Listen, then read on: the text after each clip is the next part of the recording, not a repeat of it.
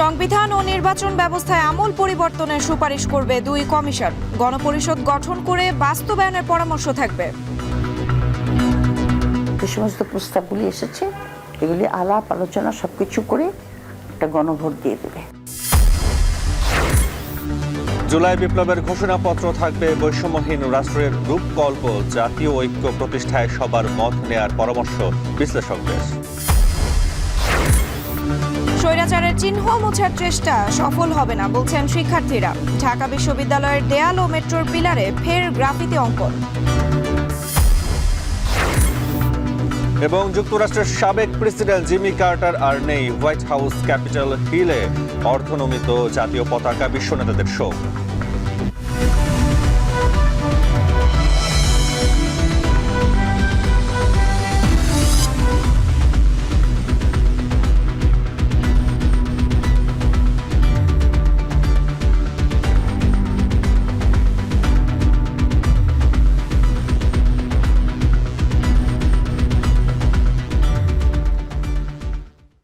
স্বাগত। এখন বাজারে পুরো আয়োজনে আপনাদের সঙ্গে আছি আমরা দুজন, আমি তাসওয়ার নাফি এবং আমি সুমাইয়া রাত্রি। একনায়কতন্ত্র রুখতে সংবিধান ও নির্বাচন ব্যবস্থায় আমূল পরিবর্তনের সুপারিশ করবে সংবিধান ও নির্বাচন সংস্কার কমিশন। থাকতে পারে দ্বিকক্ষ আইনসভা, প্রধানমন্ত্রীর একচ্ছত্র ক্ষমতা হ্রাস ও আনুপাতিক নির্বাচনের প্রস্তাব। কিন্তু রাজনৈতিক দল, সরকার ও গণ অভ্যুত্থানে নেতৃত্ব দেওয়া ছাত্রদের মধ্যে নির্বাচন আর সংস্কার নিয়ে যে টানাপোড়েন, তাতে এসব সংস্কার প্রস্তাবের ভবিষ্যৎ কি? রাজনীতি বিশ্লেষকরা বলছেন, প্রস্তাব বাস্তবায়নে গণপরিষদ গঠন করতে হবে। রাজনৈতিক দল সহ পক্ষগুলো ধৈর্য না ধরলে গভীর সংকটে পড়বে দেশ। বিস্তারিত আছার লিমনের প্রতিবেদনে। বহু রক্তের পর এমন নজিরবিহীন গণঅভ্যুত্থান নতুন আকাঙ্ক্ষা তৈরি করেছে পরিবর্তনের। প্রশ্ন উঠেছে আইন, সরকার এবং বিচার ব্যবস্থা নিয়ে। বলা হচ্ছে, সেই আগের মতোই কি চলবে বাংলাদেশ, যে পদ্ধতি ক্ষমতাকে স্বৈরাচারের রূপ দেয়?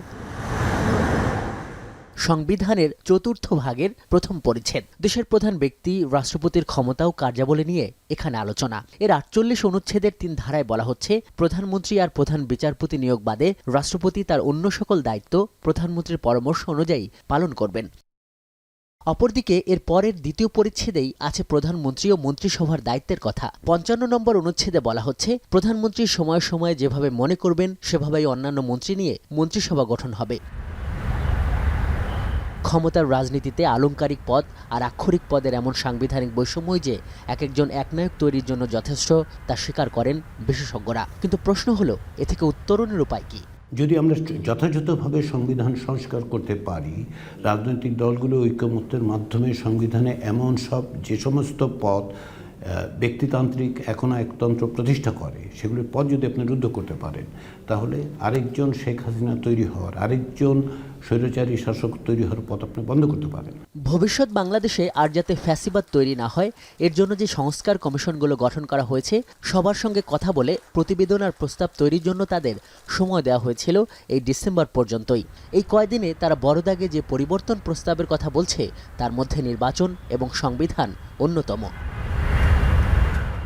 সংবিধান সংস্কার কমিশন বলছে, নাগরিক অধিকারের বিষয়গুলোকে আরও সহজ ও আরও শক্তভাবে সংবিধানে অন্তর্ভুক্ত করতে তারা এমন প্রস্তাব দেবেন যাতে প্রধানমন্ত্রী সহ শীর্ষ ব্যক্তিরা আর একক কর্তৃত্ববাদী না হয়ে উঠতে পারেন। এর জন্য রাষ্ট্রপতি ও সংসদের সঙ্গে ক্ষমতার ভারসাম্য, বিচার বিভাগের স্বাধীনতা নিশ্চিত বিকেন্দ্রীকরণ ও দ্বিকক্ষ বিশিষ্ট আইনসভার প্রস্তাব থাকবে। কিভাবে হবে এটা ওনারা বের করুন, কিন্তু কি করতে হবে এটা আমরা বলতে চাচ্ছি। আমাদেরকে দায়িত্ব দেওয়া হয়েছে কি করতে হবে। উচ্চ কক্ষের ক্ষেত্রে আনুপাতিক প্রতিনিধিত্ব তৈরি করা যায় কিনা, যেটা আপনি যে 3টা মডেল বললেন, কোথায় কিন্তু সেটা নেই। ফলে এটাও একটা বিবেচনার বিষয়। ফলে ওই অর্থে আমাদের সামনে 4টা মডেল আছে। নির্বাচন সংস্কার কমিশনের এই সদস্য বলছেন, প্রস্তাবে তারা নির্বাচন কমিশনের প্রতি যাতে মানুষের আস্থা ফিরে আসে সেই বিষয়গুলোর উপরই জোর দেবেন। এর জন্য প্রার্থী হলফনামা আরও স্পষ্ট এবং আরও বিশ্লেষণের সুযোগ রাখা, না ভোট, নতুন করে সীমানা নির্ধারণ অন্যতম। তিনি বলছেন, তারা নির্বাচনী অপরাধের সঙ্গে জড়িত কর্মকর্তারা যেন বরাবরের মতো পার পেয়ে যেতে না পারেন, এর জন্য আলাদা ট্রাইব্যুনাল গঠনসহ নির্বাচনী অভিযোগ ও বিচার ব্যবস্থাপনা শক্তিশালী করার প্রস্তাব দেবেন। তবে এখানে নতুন চমক হিসেবে থাকছে সংরক্ষিত নারী আসন উঠিয়ে দিয়ে ঘূর্ণায়মান নারী সংসদ সদস্য নির্বাচন পদ্ধতি। কিন্তু ব্যাপারটি আসলে কি? আমরা চিন্তা করছি যে সংসদে 25% সিটে সরাসরি ইলেক্টেড হয়ে নারীরা আসবে।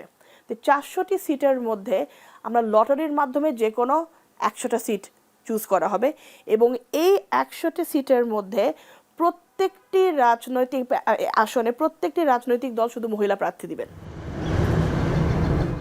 বস্তুত সংস্কারের উদ্যোগ এখানে নতুন কিছু নয়। 1991 সালে স্বৈরাচার পতনের পর সংস্কারের উদ্দেশ্যে সরকারিভাবেই এখানে বেশ কিছু টাস্ক ফোর্স গঠন করা হয়েছিল। সংস্কারের উদ্যোগ নেওয়া হয়েছিল 2007-এর তত্ত্বাবধায়কের আমলে। কিন্তু প্রতিটি ক্ষেত্রেই দেখা গেছে যে রাজনৈতিক সরকারগুলো ক্ষমতায় এসে সবার বাস্তবায়ন করেনি।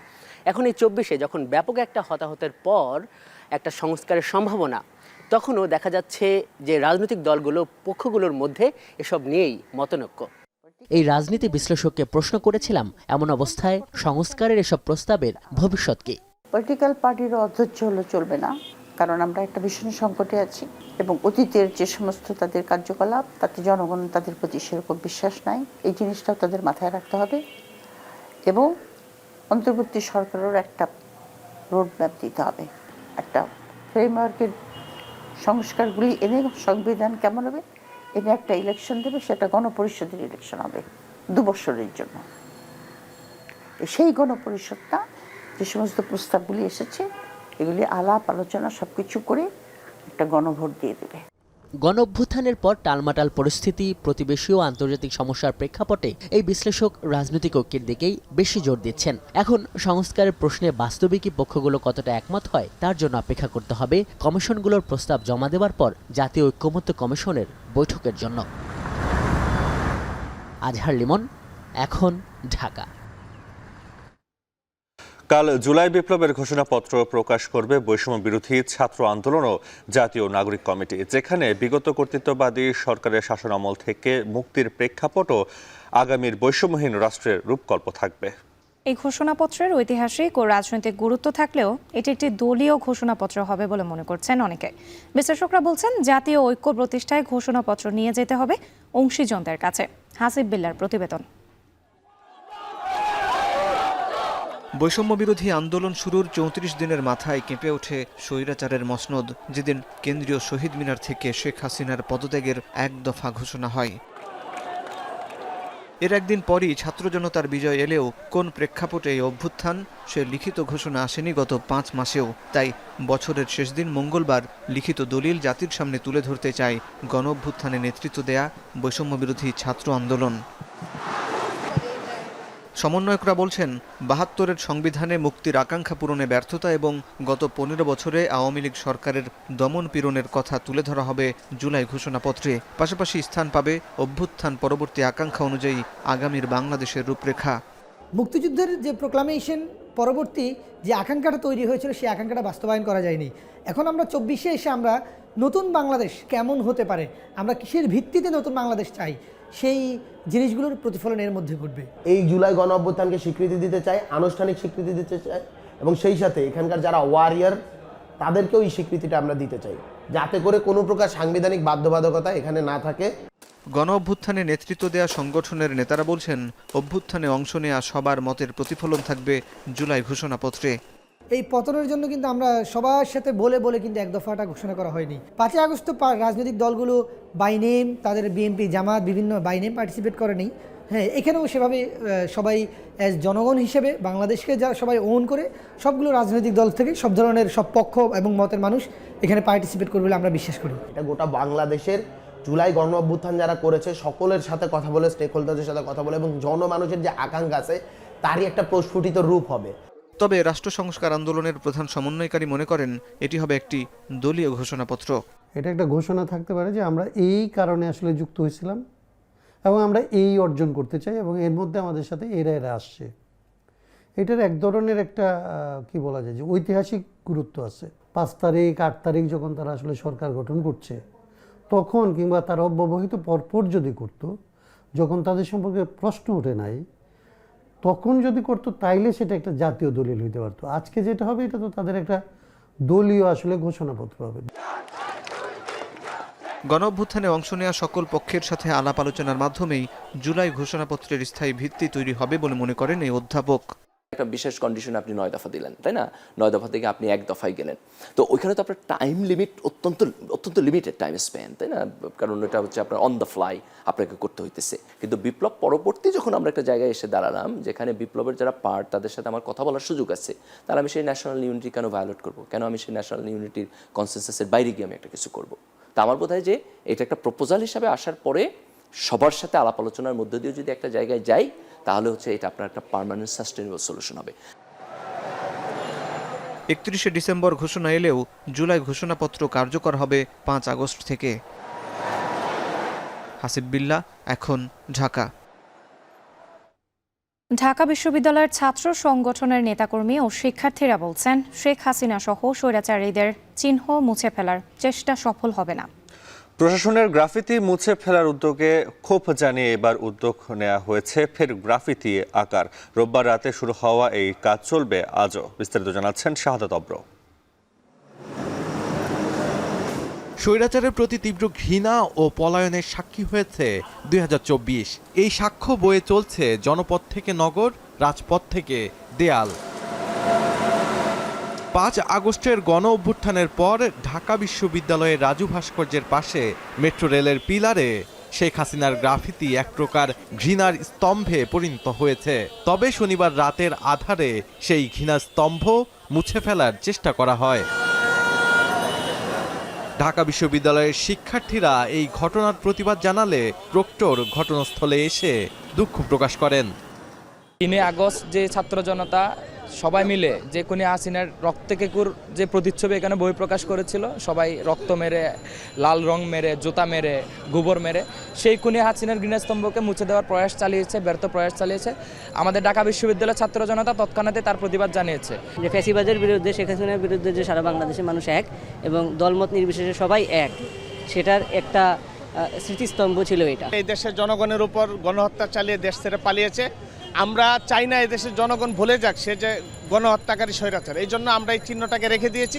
মুছে দেওয়ার যে ব্যাপারটা, এর মাধ্যমে আমরা বুঝতে পারি যে এখনও প্রশাসনের মধ্যে আওয়ামী লীগের যারা এনভেলার ছিল এরাই কিন্তু আছে এবং এরাই বিভিন্নভাবে বাংলাদেশের বিভিন্ন জায়গায়, যে জায়গায় হাসিনার এই যে সে যে হাজার হাজার ছাত্র হত্যা করলো, এই যে তার যে একটা মানে দগদগে যে স্মৃতি মানুষের মধ্যে আছে, এই জিনিসগুলো মুছে দেওয়ার জন্য এই আওয়ামী এনভেলারদেরই একটা প্রক্রিয়া, এবং এটা বিশ্ববিদ্যালয়ে বুঝে হোক এবং অতি চালাকি করেই হোক এই ফাঁদে পা দিচ্ছে।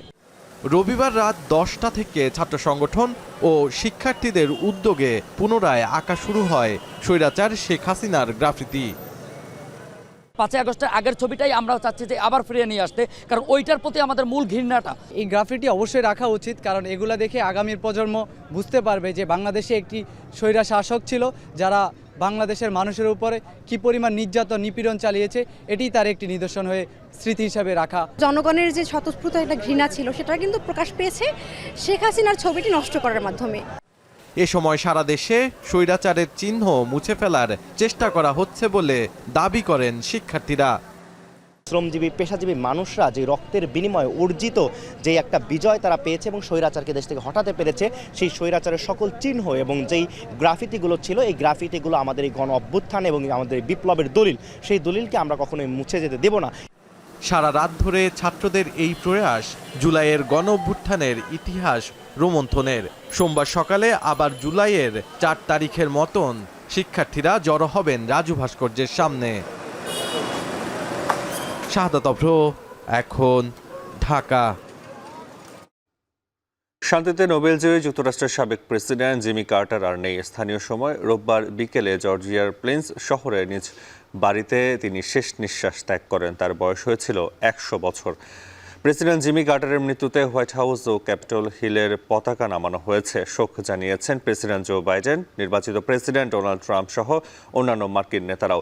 এছাড়া ব্রাজিলের প্রেসিডেন্ট লুলা দা সিলভা সহ বিশ্ব নেতারাও জিমি কার্টারের মৃত্যুতে শোক জানিয়েছেন। ডেমোক্রেট নেতা জিমি কার্টার 1977 সাল থেকে 1981 সাল পর্যন্ত যুক্তরাষ্ট্রের 39তম প্রেসিডেন্ট ছিলেন। জর্জিয়ার চীনা বাদাম চাষি থেকে মার্কিন প্রেসিডেন্ট হয়ে অর্থনীতি এবং ইরানের জিম্মি সংকটের সাথে লড়াই করেছিলেন তিনি।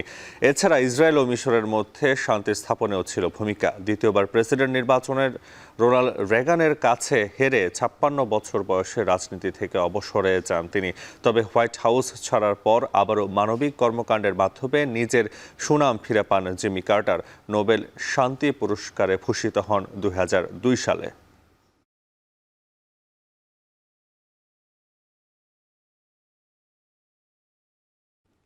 রক্ষণাবেক্ষণের শর্তে যাত্রী ছাউনির পাশে ছোট দোকান করার সুযোগ পাওয়া ব্যক্তিরাই দখলে নিয়েছে পুরো ছাউনি, বসিয়েছে দোকান। ঢাকা চট্টগ্রাম মহাসড়ক, কুমিল্লা নোয়াখালী ও চাঁদপুর সিলেট আঞ্চলিক মহাসড়ক সহ জেলার অন্তত 50টি ছাউনির প্রায় একই হাল। মাসুদ আলমের প্রতিবেদন, ক্যামেরায় ছিলেন বাসির আহমেদ। 1980 সাল থেকে 2015, 35 বছরে কুমিল্লার সড়ক মহাসড়কের অন্তত 50টি স্থানে নির্মাণ করা হয়েছে যাত্রী ছাউনি, যা রক্ষণাবেক্ষণের জন্য কোথাও কোথাও চুক্তিভিত্তিক ছোট দোকান বসানোর অনুমতি দেয় জেলা পরিষদ। কিন্তু রক্ষক যখন ভক্ষক, তখন উপায় কি? যাত্রী সেবা নিশ্চিত করা তো দূরের কথা, অনেক স্থানে পুরো ছাউনি দখলে নিয়েছেন রক্ষণাবেক্ষণের দায়িত্বে থাকা ব্যক্তিরা। বিগত সরকারের আমলে বহুবার উচ্ছেদের চেষ্টা করা হলেও রাজনৈতিক বাধার মুখে তা আর সম্ভব হয়নি। কুমিল্লা নোয়াখালী মহাসড়কের পদুয়ার বাজার বিশ্ব রোড এলাকার ছাউনির ভেতরে বসানো হয়েছে ফল, পান সুপারি এবং খাবার হোটেল, আর বাহিরের অংশ দখলে নিয়েছে ভাসমান ব্যবসায়ীরা। ফুটপাত হিসেবে সবাই বসে, কারণ আমরা বসছি না কারোর মাধ্যমে না, আমরা নিজেরাই। সারা বাংলাদেশে এইভাবে ফুটপাতের ব্যবসা চলে, আমরা করতেছি, গরিব মানুষ ছোটকাল থেকে করতেছি এইভাবে। এই জায়গায় বসবে কিভাবে? কি নোংরা করে রাখে, এটা ওইটা দিয়ে বলে রাখে, বসার মতো কোনো সিস্টেম নাই। যাত্রীদের জন্য ভোগান্তি হয়, বসতে পারে না বাচ্চা কাচ্চা নিয়ে। একই দশা ঢাকা চট্টগ্রাম মহাসড়কের কুমিল্লার চান্দিনার মাধাইয়ার যাত্রী ছাউনিও। রক্ষণাবেক্ষণের পাশাপাশি দখলমুক্ত রাখার চুক্তিতে ছাউনির দুপাশে 2টি দোকানের অনুমতি নেয় 2 সহোদর প্রবাসী কামাল ও খালেক। প্রতি মাসে ভাড়া আদায়ের পাশাপাশি নিচ্ছেন বিশ্রাম এবং শৌচাগার ফ্রি।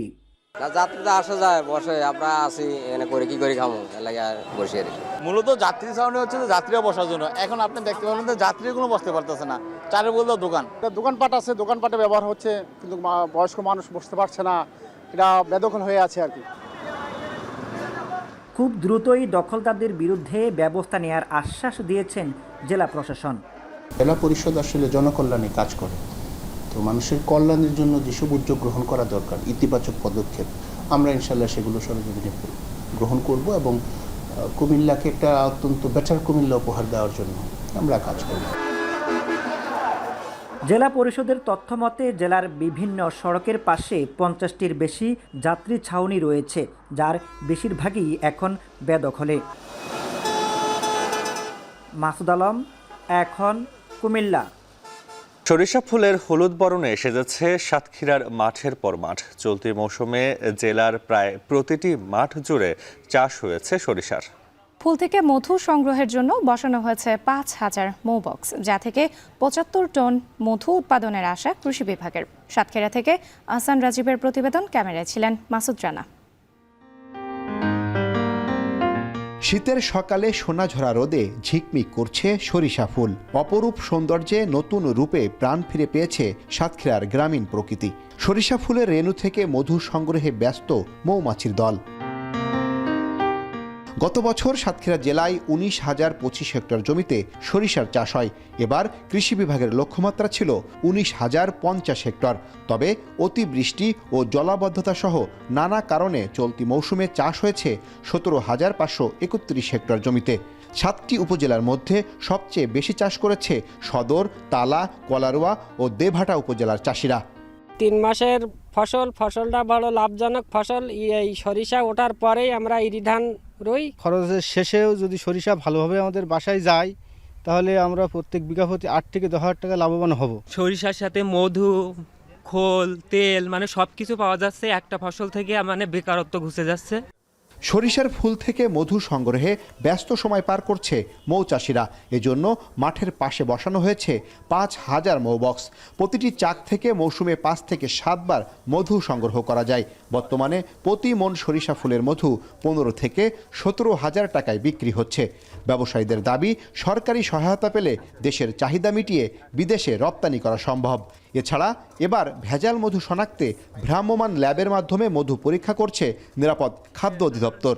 সাতক্ষীরা হলো বৃহত্তর ম্যানগ্রোভ ফরেস্ট, সুন্দরবনের মধু হয়, সাতক্ষীরাতে বৃহত্তর বরুই ফুলের মধু হয়, সরিষা ফুলের মধু হয়। যুবকেরা এখন মৌ চাষে সম্পৃক্ত, তারা মৌ চাষ করে তারা স্বাবলম্বী হচ্ছে, তারা বেকার সমস্যা দূর করতে পারছে। 20 থেকে 25 কেজি করে পুরো সিজনে মধু পাবো। এটা আমরা 4 থেকে 5 বার পর্যন্ত মধু হারভেস্ট করতে পারবো। যদি আবহাওয়া ভালো থাকে আমরা 7 থেকে 8 লাখ টাকার মধু পাবো। মোটামুটি খরচ বাদ দিয়ে আমরা 3 থেকে 4 লাখ টাকা এখান থেকে লাভ করতে পারবো। মোবাইল ল্যাবের মাধ্যমে এর আগে মধু পরীক্ষা করেছি। মধু পরীক্ষা করে আমরা ভেজাল শনাক্ত করেছি এবং মধু ব্যবসায়ীরা এটা জানে, এবং আমরা ব্যবসায়ীদের একটা মেসেজ দিতে চাই মোবাইল ল্যাবের মাধ্যমে যে কেউ যদি মধুতে ভেজাল করে, ইচ্ছাকৃতভাবে ভেজাল করে, আমরা তাদেরকে ভেজাল শনাক্ত করে আইনের আওতায় নিয়ে আসব। কৃষি বিভাগের কর্মকর্তারা বলছেন, সরিষা ক্ষেতের পাশে মৌ খামার স্থাপনের ফলে মৌমাছির মাধ্যমে ফুলের পরাগায়ন বৃদ্ধি পায়। ফলে সরিষার ফলন বাড়বে 10 থেকে 20%।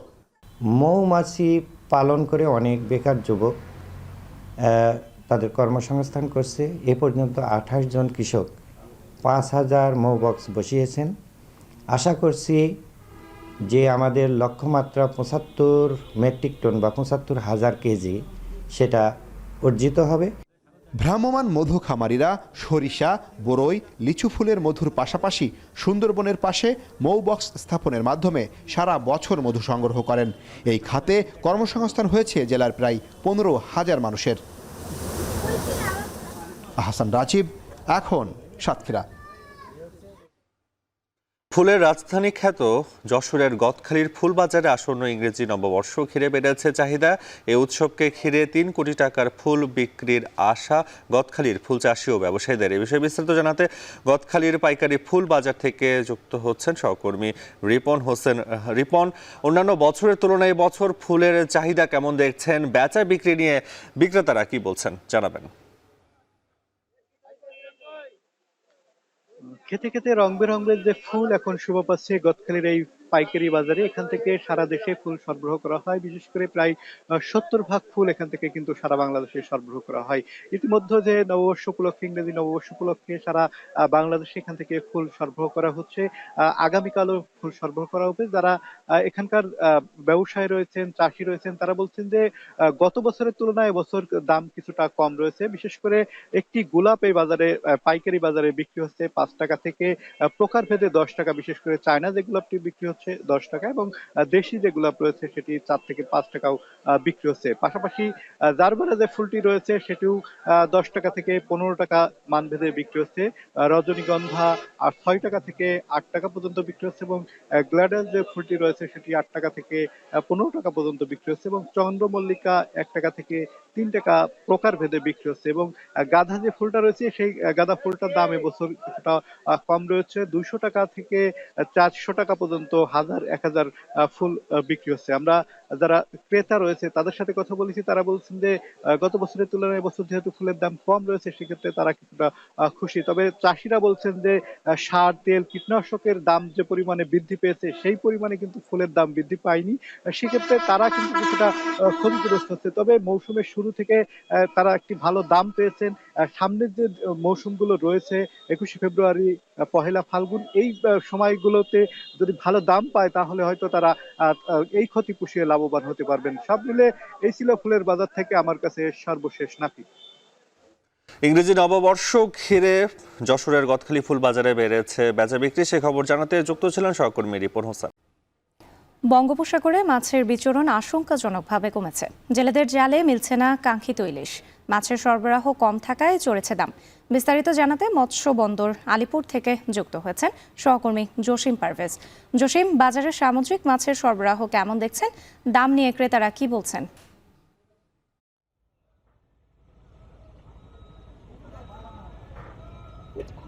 রাত্রে আপনাকে জানিয়ে রাখি, দক্ষিণ উপকূলীয় অঞ্চলে কিন্তু শীত জেঁকে বসেছে। আর শীত মৌসুম শুরু হওয়ার সঙ্গে সঙ্গে কিন্তু বঙ্গোপসাগর এবং নদ নদীতে মাছের বিচরণটা আশঙ্কাজনক হারেই কমেছে, এমনটি নিশ্চিত করেছে সামুদ্রিক যে সকল জেলেরা রয়েছেন তারা। তো আমি এখন দাঁড়িয়ে আছি দক্ষিণ উপকূলীয় অঞ্চলের সবচেয়ে বৃহত্তম যে মৎস্য বন্দর আলিপুর এবং মহিপুরে। আমি এখন আলিপুরের অংশে দাঁড়িয়ে আছি। আপনি দেখতেই পাচ্ছেন আমার পিছনে কিন্তু বঙ্গোপসাগর থেকে আরোহিত মাছ নিয়ে ট্রলার এখানে নোঙর করা আছে এবং অবতরণ কেন্দ্রে সে সকল মাছ তারা তুলছেন বেচা বিক্রির জন্য। তবে এখানে বঙ্গোপসাগরে মাছের বিচরণ কম থাকায় মাছের সরবরাহ কম রয়েছে। আজ এই আলিপুর মৎস্য অবতরণ কেন্দ্রে 1 কেজি ওজনের যে ইলিশ তা বেচা বিক্রি হচ্ছে প্রতি কেজি 1500 থেকে 1700 টাকা। এছাড়া 800 থেকে 900 গ্রাম ওজনের যে ইলিশ তা বিক্রি হচ্ছে প্রতি কেজি 1500 টাকা এবং 500 গ্রাম থেকে 700 গ্রাম ওজনের ইলিশ তা আজ বেচা বিক্রি হচ্ছে 1200 টাকা প্রতি কেজি এবং সামুদ্রিক যে পোয়া মাছ তা প্রতি কেজি বিক্রি হচ্ছে 300 টাকা এবং রূপচাঁদা মাছ সেটি বিক্রি হচ্ছে প্রতি কেজি 1100 টাকা এবং সামুদ্রিক যে চিংড়ি রয়েছে চাকা চিংড়ি সহ অন্যান্য চিংড়ি সে চিংড়ি বিক্রি হচ্ছে প্রতি কেজি 800 থেকে 900 টাকা, এমনটি নিশ্চিত করেছে এখানকার ব্যবসায়ীরা। তো এখানকার যে সকল জেলেরা তারা গভীর সমুদ্রে মাছ শিকারে যাচ্ছে, প্রতি সপ্তাহে তাদের মাছ শিকার করে নিয়ে আসলেও তাদের কাঙ্ক্ষিত মাছ না পাওয়ায় তারা কিন্তু লোকসানে নিমজ্জিত আছেন, এমনটি জানিয়েছে। তো এখানকার ক্রেতারা বলছেন যে মাছের সরবরাহ কম থাকায় দাম বেশি রয়েছে, মাছের সরবরাহ বাড়লে দামটা কমবে এমনটাই প্রত্যাশা তাদের। এই ছিল আমার কাছে সবশেষ। রাত্রি মাছের সরবরাহের খবর জানাতে আলিপুর থেকে যুক্ত ছিলেন সহকর্মী জসিম পারভেজ। মানিকগঞ্জের সাটুরিয়া উপজেলায় দিন দিন বাড়ছে ফুলকপির আবাদ। আগাম শীতকালীন ফুলকপি বিক্রি করে লাভবান হলেও এখন বাজারে সরবরাহ বাড়ায় দাম কমেছে সবজির, ফলে লোকসানের শঙ্কায় কৃষকরা। বাজার ব্যবস্থাপনায় কার্যকরী পদক্ষেপ নেয়ার দাবি সংশ্লিষ্টদের। আসাদ জামানের প্রতিবেদন। বশির আহমেদ মানিকগঞ্জের সাটুরিয়া উপজেলার ফুকুরহাটি ইউনিয়নের আইরমারা গ্রামের কৃষক। গত বছর 12 বিঘা জমিতে ফুলকপি চাষ করে লাভবান হন তিনি। এবছরও 20 বিঘা জমিতে আগাম শীতকালীন ফুলকপির আবাদ ও বিক্রি করে ভালো দাম পেয়েছেন। তবে এবার শীতে চালান উঠাতেই হিমশিম খাচ্ছেন তিনি। বর্তমানে যে বাজার প্রতি 5 টাকা পিস কপি, অর্থাৎ এই ক্ষেত্রে কিন্তু আমাদের এই কপিগুলা 15 টাকা পিস পড়ে যাইতেছে। তো আমরা যারা সাটুরিয়া অঞ্চলে কৃষিকাজ করেছি তারা কিন্তু তাদের মাথায় হাত। শুধু বশির আহমেদ নন, উপজেলার চামারখাই, হরগজ, জান্না, বাঙালা ও পারতিল্লি সহ বিভিন্ন গ্রামের প্রায় 5 শতাধিক কৃষকের একই অবস্থা। এই মৌসুমে উপজেলার বিভিন্ন গ্রামের জমিতে হোয়াইট স্টোন, স্নোবল, মুনলাইট ও নিনজা জাতের ফুলকপির আবাদ হয়েছে। প্রতি বিঘা জমিতে ফুলকপি চাষে খরচ হয় প্রায় 45 থেকে 50 হাজার টাকা। অথচ এখন প্রতি বিঘা ফুলকপি বিক্রি হচ্ছে গড়ে 20 থেকে 25 হাজার টাকায়। এতে করে লোকসানের শঙ্কায় কৃষকরা। 2 বিঘা কপি লাগিয়া 15-16 টাকা খরচা, এখন তো আমি বেচতেই পারি না। প্রায় 50,000 টাকার মতো খরচ হয়েছে। এই কপি কাটা ঢাকায় 3 গাড়িতে নিচ্ছি, 3 গাড়িতে বিক্রি হয়েছে 30 থেকে 35 হাজার। প্রতিদিন ঢাকায় কপি নেই, কপি নিয়ে এই কপি বেচতে পারি না, 5 টাকা 6 টাকা পিস বেশি। কপি এখন খাই না একদম। এখন তো আমাদের মাঝে একটু আমাদের সরকার একটু চায় না দেখলে আমাকে জান বাঁচবো না। বাজারে ফুলকপির দাম কমার কথা স্বীকার করে কৃষকের সহায়তার নানা উদ্যোগ নেয়ার কথা জানান কৃষি বিপণন কর্মকর্তা। এই সমস্যা থেকে উত্তরণের জন্য তাদের উৎপাদিত ফুলকপি আমরা স্থানীয়ভাবে যেন বিক্রি করার ব্যবস্থা নিব।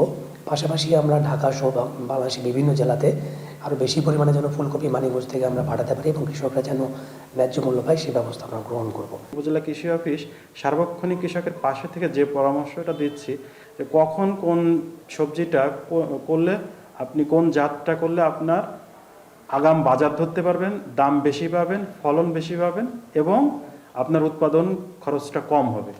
ন্যায্য মূল্য নিশ্চিত না হলে ক্ষতিপূরণ পুষিয়ে নেওয়া কঠিন হবে উল্লেখ করে বাজারের ব্যবস্থাপনায় আরও কার্যকরী পদক্ষেপ নেওয়ার আহ্বান জানান কৃষকরা। মানিকগঞ্জ এখন।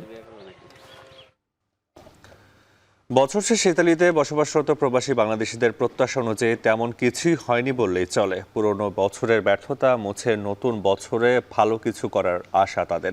ইতালি থেকে মনিরুজ্জামান মনিরের প্রতিবেদনে বিস্তারিত। ক্যালেন্ডারের পাতা উল্টে আসছে নতুন বছর। গোটা পৃথিবী নানা ঘটন অঘটনের সাক্ষী হয়ে শেষ প্রান্তে দাঁড়িয়ে 2024 সাল। বিদায় বছরে কেমন ছিলেন ইতালি প্রবাসী বাংলাদেশিরা? প্রবাস জীবনের পরিবর্তনই বা কতটুকু? 2024 সালে আমি ইতালিতে নতুন এসেছি। আসলে অনেক আশা নিয়ে পরিবার পরিজনকে সুখে রাখার জন্য দেশ থেকে প্রবাসে এসেছি। আসলে আমাদের যেটা স্বপ্নের ইতালি, সেটা আসলে অনেক বাধ্যবাধকতার কারণে এই 24 সালটি পূরণ হয় নাই। ইনশাল্লাহ আগামী বছর ভালো কিছু হবে। আমাদের প্রবাস জীবনটা অনেক কষ্টেরই, সব প্রাপ্তির যে আসবে সেরকম না, এভাবেই আমাদের প্রবাস জীবন কাটাতে হবে। আশা করি সামনে 2025 সাল আমাদের প্রাপ্তি আসবে ইনশাল্লাহ। বছর শেষে প্রাপ্তির প্রশ্নে স্বজনদের হাসিমাখা কণ্ঠস্বরই প্রতিটি প্রবাসীর বড় অর্জন বলে মনে করেন তারা। আমি আশাবাদী 2025-এ যেহেতু জুবলি অনুষ্ঠান শুরু হয়ে গেছে, যেহেতু আমাদের ব্যবসা ট্যুরিস্ট নিয়ে, আশা করি অনেক ভালো ব্যবসা করব ইনশাল্লাহ। আর আমরা যদি ভালো ব্যবসা করতে পারি, প্রবাসীরা দেশের ভিতরে অনেক রেমিডেন্স পাঠাতে পারবো। 2024-এর যে ব্যর্থতাগুলো আমাদের আছে, এগুলো আমরা 25-এ ফুলফিল করতে চাই। আর আমরা এদেশে ব্যবসায়ী এবং কাজে যারা আছি, সবারই একটাই প্রত্যাশা, ভালো স্বাবলম্বী হয়ে দেশের অর্থনীতিতে যাতে আমরা অংশগ্রহণ করতে পারি। পরিবর্তন আসুক বা নাই আসুক, নতুন ধাঁচে নিজেকে সাজিয়ে নিয়ে প্রবাসীরা বদলে দিতে চায় দেশের অর্থনীতি। বিশ্বব্যাপী ছড়িয়ে থাকা প্রবাসীদের জীবন ও জীবিকা ভিন্ন হলেও তাদের অভিন্ন গল্পগাথা। জীবন যুদ্ধে কঠিন এক বাস্তবতার মুখোমুখি হয়ে নতুন বছরের রঙিন স্বপ্ন পূরণের প্রত্যাশায় ইতালি প্রবাসী বাংলাদেশিরা। মনিরুজ্জামান মনির, এখন ইতালি। কানাডায় দ্বিতীয় বৃহত্তম ধর্ম এখন ইসলাম। গেল 10 বছরে দ্বিগুণের বেশি বেড়েছে বিভিন্ন দেশের মুসলিমদের সংখ্যা। সরকারি পরিসংখ্যানে এমনটাই উঠে এসেছে, যার মধ্যে শীর্ষ 5-এ আছে বাংলাদেশিরা। অর্থনৈতিক কার্যক্রম ও হালাল খাদ্যপণ্যে সাফল্য তাদের। কানাডা থেকে সৈয়দ ইফতেখারের প্রতিবেদন। আল্লাহু আকবার,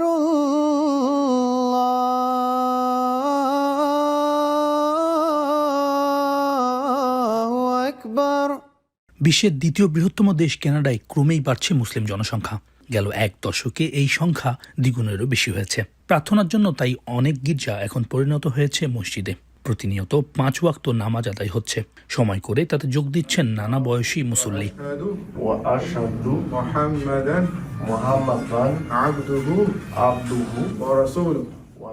কানাডা সরকারের নতুন পরিসংখ্যান বলছে 2011 সাল থেকে 21 পর্যন্ত প্রায় 5 গুণ বেড়েছে মুসলিম জনসংখ্যা। বেসরকারি হিসেবে গেল 3 বছরেও এই সংখ্যা ঊর্ধ্বমুখী। এতে অভিবাসীদের সংখ্যাই বেশি, যার শীর্ষ 5-এ আছে বাংলাদেশিরা। প্রথম 4-এ পাকিস্তান, ইরান, মরক্কো এবং আলজেরিয়ার মুসলিমরা। তালিকায় বাংলাদেশের পরে সিরিয়া, আফগানিস্তান, ভারত ও লেবাননের অবস্থান। তো আগের থেকে পপুলেশন গ্রোথটা বাড়ছে। মুসলিম পপুলেশন বাড়ার আরেকটা কারণ হতে পারে যে কানাডা রিফিউজি ফ্রেন্ডলি একটা কান্ট্রি, যেখানে মিডল ইস্টের সমস্যা থেকে শুরু করে প্রচুর মুসলিম রিফিউজি এখানে আসছে। আবার যে ইমিগ্রেশন যেটা হয় বা অভিবাসন যেটা, সেটার 50% এশিয়ান কান্ট্রি থেকে আসে। সবচেয়ে বেশি 7% কাছাকাছি মুসলিম বাস করেন অন্টারিও প্রদেশে। এরপর রয়েছে কুইবেক ও আলবার্টা।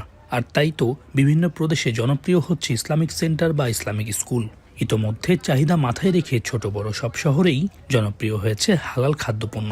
অনেক কানাডিয়ান চেইন শপও বিক্রি করে থাকে হালাল মাংস ও খাবার। কারণ হচ্ছে কানাডায় স্ট্যাটিস্টিক্সটা অনেক ক্লিন এবং নিট এবং রিলায়েবল, এবং কানাডার গভর্নমেন্ট যেটা চায় জনগণকে ইনফর্ম রাখতে চায়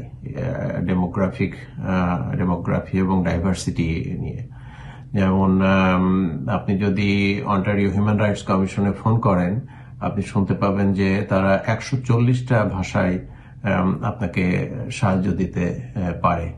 পরিসংখ্যান অনুযায়ী মোট মুসলিম জনসংখ্যার বেশিরভাগই বয়সী তরুণ, তাই অর্থনৈতিক নানা কার্যক্রমেও এগিয়ে আছেন তারা।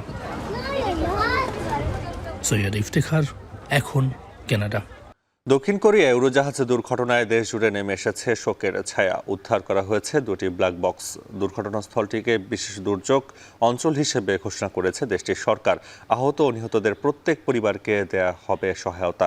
এদিকে আজারবাইজানের যাত্রীবাহী উড়োজাহাজটি রাশিয়া গুলি করে ভূপাতিত করেছে বলে দাবি করেছেন আজারবাইজানের প্রেসিডেন্ট। বিস্তারিত উজ্জ্বল হাফিজের প্রতিবেদনে। বিশ্বব্যাপী যখন নতুন বছর বরণের প্রস্তুতি নিচ্ছে, তখন দক্ষিণ কোরিয়ায় নেমেছে শোকের ছায়া। মুয়ান আন্তর্জাতিক বিমানবন্দরে উড়োজাহাজ বিধ্বস্তের ঘটনায় দেশজুড়ে চলছে শোকের মাতম। 63 বছর বয়সী কোরীয় নাগরিক ইম ইয়ং হক মুয়ান আন্তর্জাতিক বিমানবন্দরের পাশেই 20 বছর ধরে রেস্তোরাঁ চালাচ্ছেন এই প্রবীণ। তিনি জানান উড়োজাহাজটি বিস্ফোরণের মুহূর্তের সেই ভয়ঙ্কর পরিস্থিতির কথা। 꽝 소리 나서 나는 땡트로리 유조차를 많이 다니거든요. 땡트로리가 뭐였던 건너가다 옆인 줄 알았어요. 근데 이제 여기서 하면 또 몰랐지요. শুধু এই রেস্তোরাঁ ব্যবসায়ী নয়, বিমান দুর্ঘটনায় দক্ষিণ কোরিয়ার বাসিন্দাদের মাঝেও নেমে এসেছে শোকের ছায়া। 중국이 여러모로 혼란하다 보니까 그리고 우리나라가 대행의 대행 체제다 보니까 그런 국정 운영을 할 수 있는 조직도 많이 부재하고 컨트롤 타워로서의 역할을 잘 수행할 수 있을지 조금 의문이 있는 상황에서 여행을 갔다가 돌아오는 길에 그런 사고를 겪어서 너무 안타깝게 생각하고요. 사실 그것도 저도 저번 주에 귀국을 এদিকে দুর্ঘটনার পর এলাকাটিকে বিশেষ দুর্যোগ অঞ্চল হিসেবে ঘোষণা করেছেন ভারপ্রাপ্ত প্রেসিডেন্ট চোই সাং-মুক। দুর্ঘটনাস্থল পরিদর্শন শেষে সিউলে জরুরি বৈঠকে নিহতদের পরিবারের সদস্যদের প্রতি সমবেদনা জানিয়ে সব ধরনের সহায়তার আশ্বাস দেন তিনি। 정부는 제주항공 여객기 사고 중앙 재난 안전대책본부를 중심으로 모든 부처와 지자체 그리고 유관기관이 함께 가용장원을 총동원하여 피해 수습과 지원을 위해 총력을 다하고 있습니다. এদিকে গেল সপ্তাহে কাজাখস্তানে আজারবাইজানের যাত্রীবাহী উড়োজাহাজ বিধ্বস্তের ঘটনায় রাশিয়াকে দায়ী করেছেন আজারবাইজানের প্রেসিডেন্ট। দেশটির রাষ্ট্রীয় টেলিভিশনে দেয়া বক্তব্যে তার দাবি, ইচ্ছাকৃত না হলেও ভুল করে উড়োজাহাজটি ভূপাতিত করেছে রাশিয়া।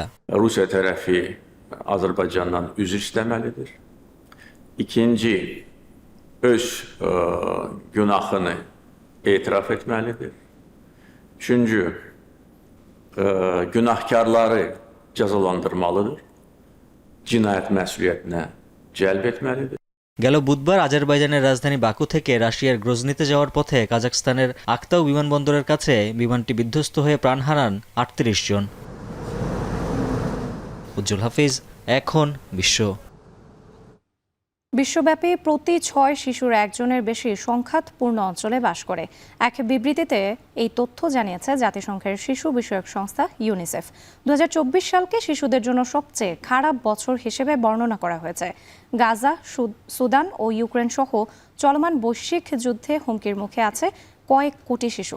বিস্তারিত জানাচ্ছেন তানফির শনি।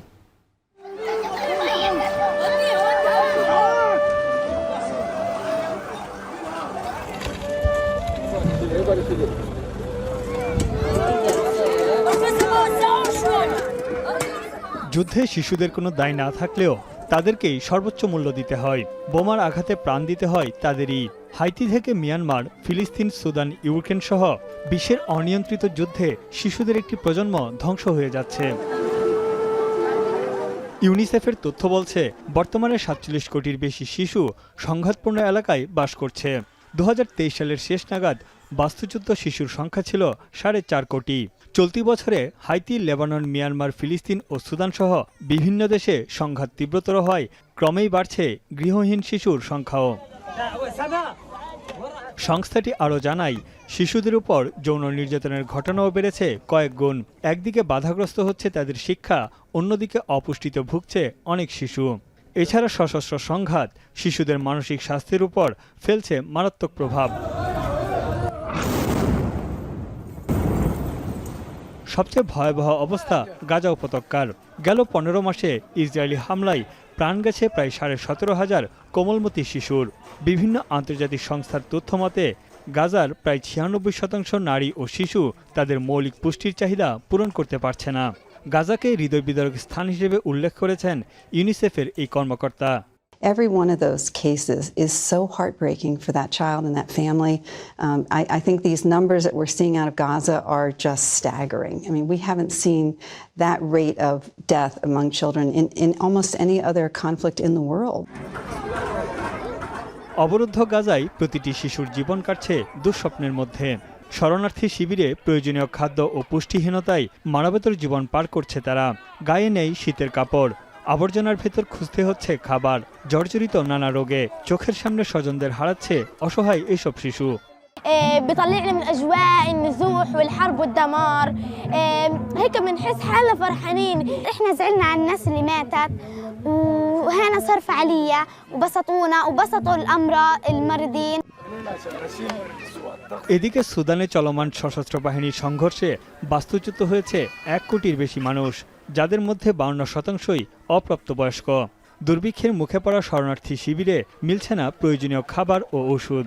জাতিসংঘ বলছে চলমান বৈশ্বিক সংঘাতে লাখ লাখ শিশুর হতাহত হওয়ার ঊর্ধ্বমুখী প্রবণতা আরও বাড়বে।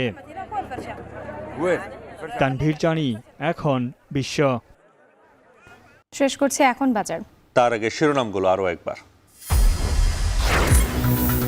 সংবিধান ও নির্বাচন ব্যবস্থায় আমূল পরিবর্তনের সুপারিশ করবে 2 কমিশন। গণপরিষদ গঠন করে বাস্তবায়নের পরামর্শ থাকবে। যে সমস্ত প্রস্তাবগুলি এসেছে এগুলি আলাপ আলোচনা সবকিছু করে একটা গণভোট দিয়ে দেবে। জুলাই বিপ্লবের ঘোষণাপত্র থাকবে বৈষম্যহীন রাষ্ট্রের রূপকল্প। জাতীয় ঐক্য প্রতিষ্ঠায় সবার মত নেয়ার পরামর্শ বিশ্লেষকদের। স্বৈরাচারের চিহ্ন মোছার চেষ্টা সফল হবে না বলছেন শিক্ষার্থীরা। ঢাকা বিশ্ববিদ্যালয়ের দেয়াল ও মেট্রোর পিলারে ফের গ্রাফিতি অঙ্কন।